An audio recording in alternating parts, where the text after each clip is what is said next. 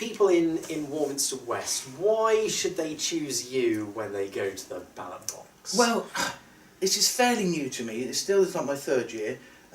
When I came onto the council, I've got the energy for it. I'm interested. The reason I got involved was because I wasn't actually sure myself what did the town council do and what responsibilities they have. Now, in the short 3 years, I've managed to chair the Town Development Committee, and obviously I've got into mayor this year. So I am learning how the due process works, and there has to be due process in any organisation. Although frustrating it is, you can't just have people doing lots of things ad hocly, you know. So I would say that I've still got a lot of enthusiasm, still learning an awful lot, and I'm interested. You know, I'm here to represent the people of Warminster, and in particular people of the West.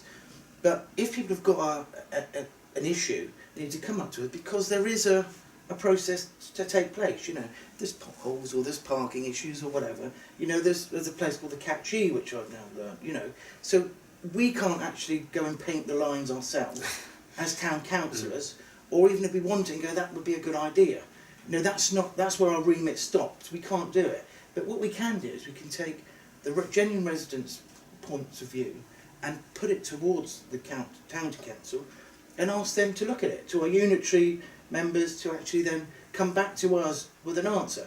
I don't think it's a town council, and I think sometimes councillors in the past have been guilty of saying that won't happen. Now, they may have the experience to know that that might not happen, but that's not their decision to make. It's our decision to put that question to the people in the power, and if it comes back with that answer, you can say, well, I thought it was, you know, there wasn't much chance of it, but at least we've had the answer. You know, we're not jumping the gun saying, well, I've been a councillor for 20 years and trust me, you won't get double yellow lines there. It's not your decision to do that. It's your job to write the letter, ask the council, ask the CATG or whichever committee it is, and get the answer back, and then pass that on to the people of Warminster, and that's what they deserve. Sort of you don't get if you don't ask kind absolutely, of approach. Absolutely. As I say, I know there's a lot of experienced candidates, you know, who obviously know and sit in those committees as well. So although they have got the knowledge, we still need to go through the due process to let people in the town know that we're supporting them, rather than just saying, look, trust me, that isn't going to happen. You know, I don't think that's what our job's about. You know, it's about taking their issue and saying, right, we've got a genuine issue. Right, where do we go with that? Do we get it on a council meeting so we can discuss it and then push it forward, or can we go direct, you know, as a councillor and write a letter on someone's behalf and just let people know the processes that they need to go down so they can get things done? Because you do hear people moaning an awful lot, and you're like, well, come and moan at the council so that we know, so that we can then get something done about it. Because otherwise, we don't know, and nothing happens, you know. A big issue, I imagine, or I know from what residents have told me in Warminster West, is housing. Yeah. There is going to be a lot of houses built in Warminster West. Yeah. That's a certainty, isn't it? Absolutely. So, as a town councillor, if you're re-elected, what can you do to influence the developers to make sure that we get the services that Warminster needs alongside the housing? Well, there is an awful lot of, as you can imagine, sort of fingers in the pie or things in the pot, that whether it's environmental issues or there's the flooding issues, the type of housing we've got, the developer themselves, you know, the hospital issue, you know, for the NHS, the school. There's all those things which are sort of got to go into that pot. And what it's about is about sitting back, and we're still waiting on an awful lot of information coming back. And I do know people are going, what about schools and what about this? But again, it's separated. You've got NHS England. If the population's there, they have to provide the doctor surgery. I know we've got issues in town at the moment. We've got no doctors. You know, it's not because someone's cutting services. We just haven't got the doctors to get in that surgery. But it is NHS England's issue to provide that service should we need it. And in the same way, it's the education department will have to provide the school if it's needed. Obviously, if we've got those houses, it will be needed. Now, I know people want to see some sort of scale model. I mean, I would like, you know, go, well, this is what it's going to look like.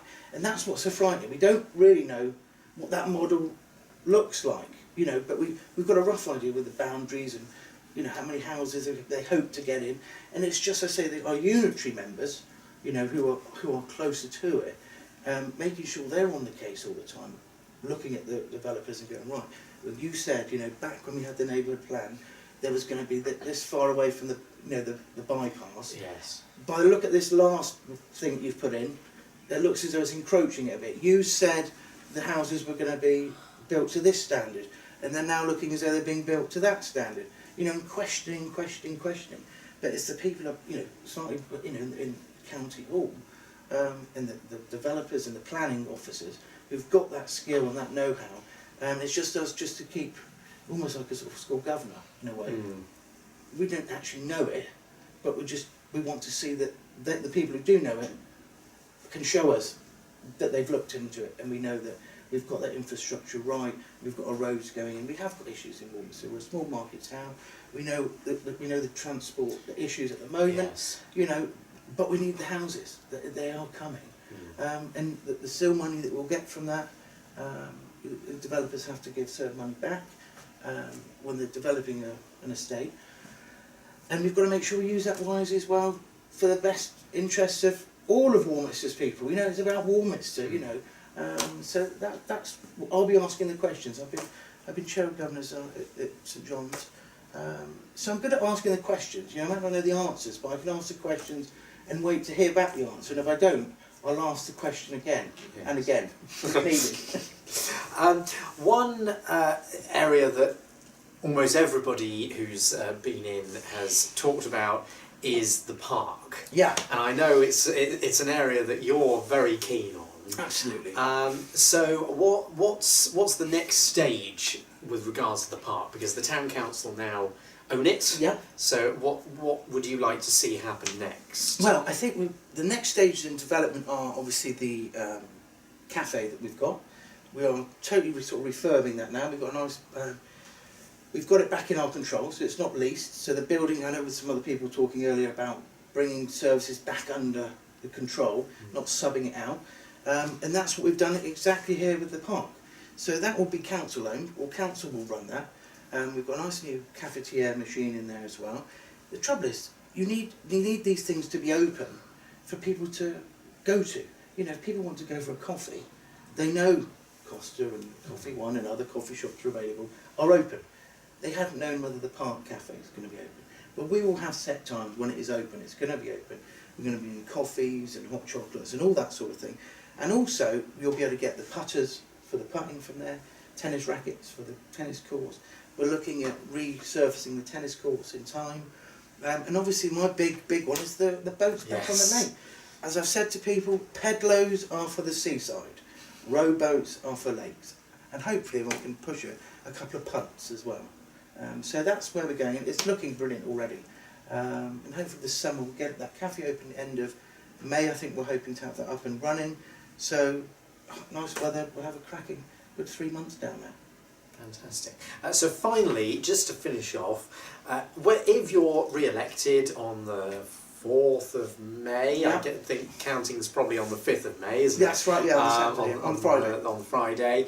So if you're re-elected, what would be one thing that you'd like to achieve in your next term? Well, what I would like to see finished, and I can thank God say that work has started. When I won the by-election 3 years ago, on my leaflet I put the Victoria Road site, you know, the old garage site, which just had a heap there, and I said, you know, it's time we did something about it. Now that's all well and good saying that, but in practice we don't own the land. It's not our land, you know, that we own to do something with. It's someone else's land, and who've got to sell it, and then the people who buy it have then got to do something with it.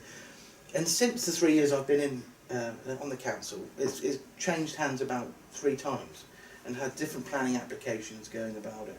And I now believe there's going to be a vets there, a couple of houses and a shop.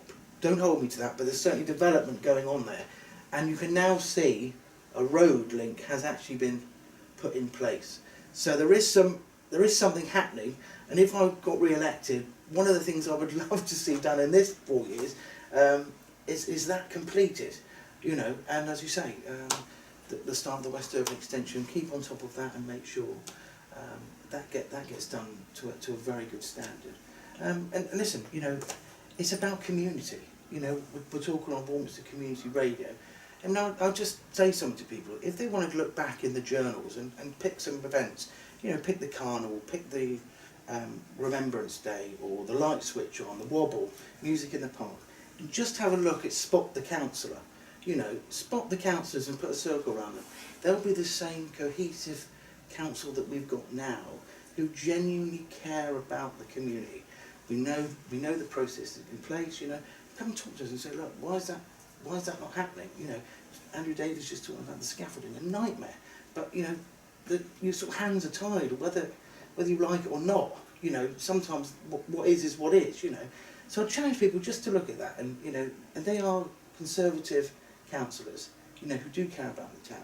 So have a look back at that. Challenge you to do that. You won't see the others in the pictures. So hopefully I can get people's vote, and I will carry on with the enthusiasm that I've had so far. Okay, thank you very much for coming in, Paul. Thanks. And good luck on the 4th of May. Thanks very much.